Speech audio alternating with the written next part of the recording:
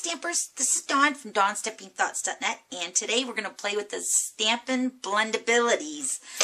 Oh my gosh, these are so much fun. They're totally different than our regular Stampin' Write markers. So then these are the Stampin' Write markers. They're both so awesome, but they both do totally different things. These are alcohol base, and then these are water-based markers. So you just want to keep that in mind when you're coloring, all right? So we're just going to go ahead and start with the Blendabilities. And what I did is I went through all my color groups, and I just picked out the somewhat brightest color of the color groups. Because when you buy them, you're going to get 3 in a pack. You're going to have a light, medium, and a dark. And I'm thinking I went with pretty much the medium colors of the color groups, all right? So this is the card that I made. I want to show you this first because this is what we're going to play with the markers. These are little candy dots. And then in the center is a glittered candy dot. But we're going to add the Blendabilities to them to add splash of color, and it's so much fun. So let me show you this one up close. Isn't that pretty? So yeah, we're going to call these little candy dots with the Blendabilities. Alright, so let me show you what I did here. I have a craft mat here. This is from Stampin' Up. And what I did is I went ahead and put all these little crystal effects dots. This is the crystal effects. Let me show you what I did here. Now let me show you this first before we go any further. This is a piece of wax paper, and I thought that the glue gun would work on the wax paper, and it definitely does not. I tried to peel this off, and it takes the paper with it. So I would highly recommend a craft sheet or a crafting mat that is non-stick. Alright, so you're just going to take your crystal effects, and I'm just going to make little circles depending on how big you want the circles. This is very easily to control the size of your dot. You can make them bigger, smaller. So I have a variety here.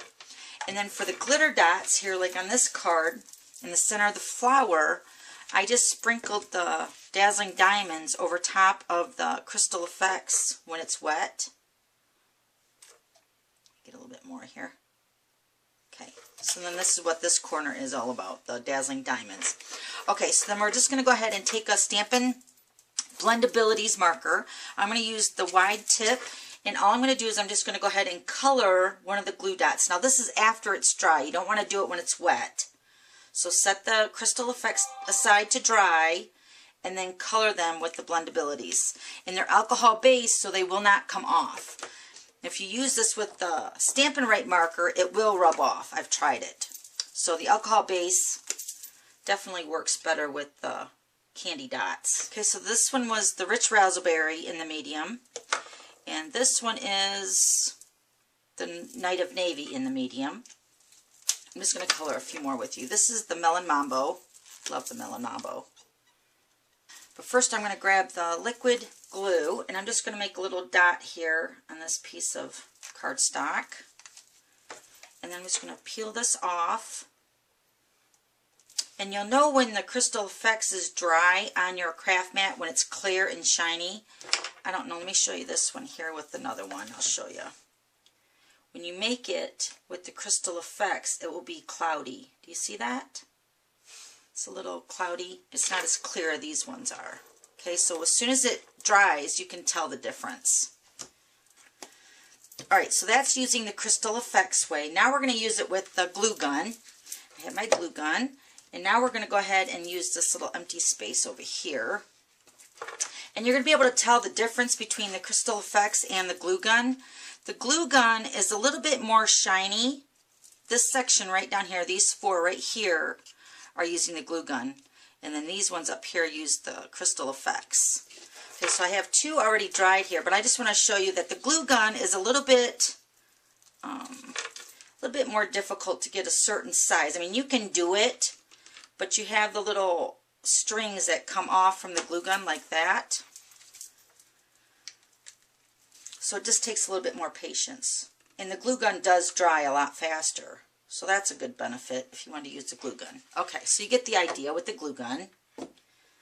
So I have 2 here that are already dry. So let's do a different color. I'm going to use the, let's see what color this is. This is the Pumpkin Pie.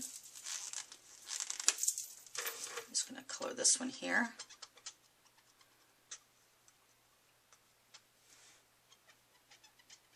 And let that set for a couple seconds for it to dry. Let me do another one here. Let's do the Old Olive, I believe. Yep, Old Olive in the medium.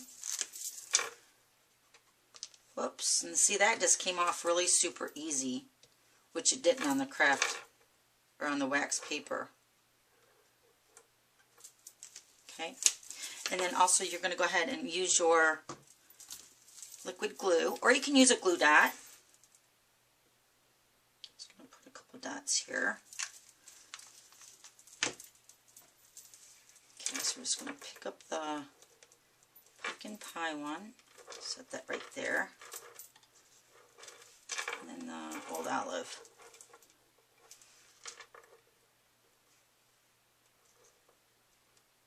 Okay, so those are really fun little accents you can add to your project. Cute, using the blendabilities. Alright, so now the second way to use the blendabilities, just a really cute, fun way. Let me get the card here to show you. Okay, so this is the card that I posted on my blog this last week, and I colored in the Back to Black designer paper with the Smoky Slate collection. And you'll notice when you buy this designer paper, it's black and white. So what I did is I just colored in the white. And let me show you here. Now I got the Stampin' Right marker in the Smoky Slate, and then I also have them in the Stampin' Blendabilities. I'm going to show you the difference. So I'm going to use this piece of designer paper. First I'm going to color in with the Blendabilities with the light shade. And I'm just going to go over the designer paper, coloring in the white. And you want to use a piece of scrap paper behind your designer paper or whatever you're coloring, because the layer will get saturated, and that's the whole idea. You want your cardstock or your designer paper to get totally saturated with the Stampin' Blendabilities.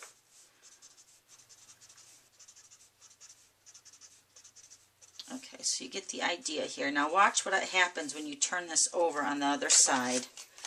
You get a totally different look. See how it saturates it? But I kind of like that whole look on that side too. And then it goes through to your scrap paper or your base. So you want to make sure you lay a layer down of scrap paper so it doesn't go through to your table or your work surface. Okay, so then on this one, all I did is I took the next color up, which would be the medium, and what I did is I just highlighted the sides of the octagon shape on the designer paper, just to give it some dimension.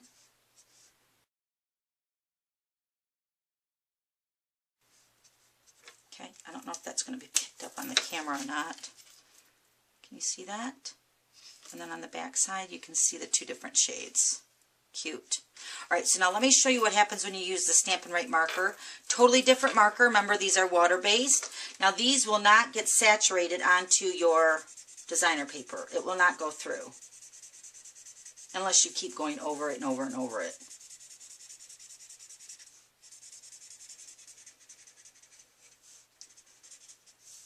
Okay, let me show you the back side here. See, it did not go through. This is the Stampin' Right marker. Okay? Alright, so let's do one more here. Let me show you this one. I'm going to use the lighter shade.